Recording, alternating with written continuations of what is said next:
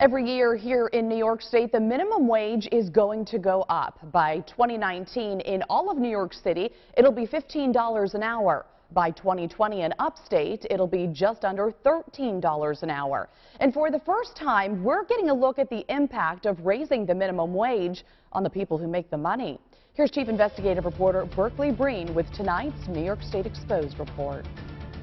Two universities studied what higher wages did to workers in Seattle, where the minimum wage is already at $13 an hour.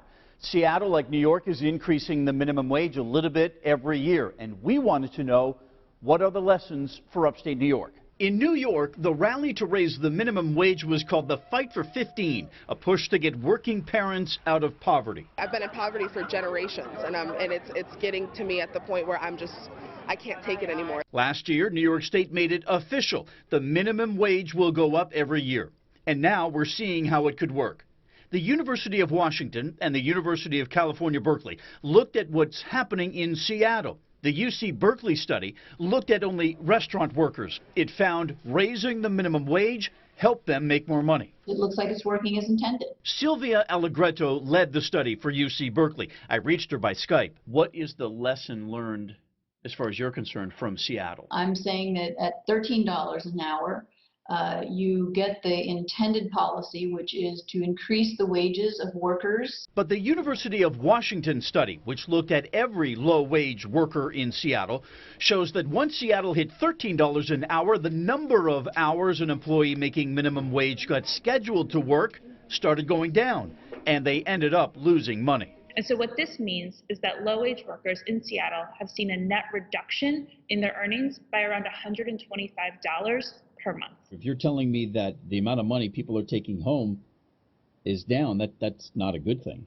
You are absolutely right. It doesn't shock me. New York State, we're making tough choices as well. Chris Christianis owns the Peppermill restaurant in Rochester.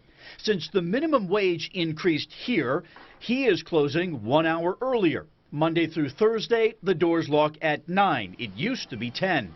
And he says he is already adjusting the number of hours his employees work. In some cases, some employees could work less. Two things, the menu and our payroll, those are the two biggest things that we have to worry about. Is there a lesson for New York here? I think the biggest lesson to keep in mind here is that boundaries matter. In Seattle, the minimum wage is less outside the city, so employers can move their employees outside the city boundaries and save money. So the fact that in New York it's statewide, it may mitigate some of those problems we're seeing in Seattle.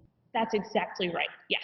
Based on that University of Washington study, the tipping point in Seattle is $13 an hour. In Upstate, it's going to stop at $12.50 an hour and only go up after that at the rate of inflation. So Upstate might just be hitting the sweet spot.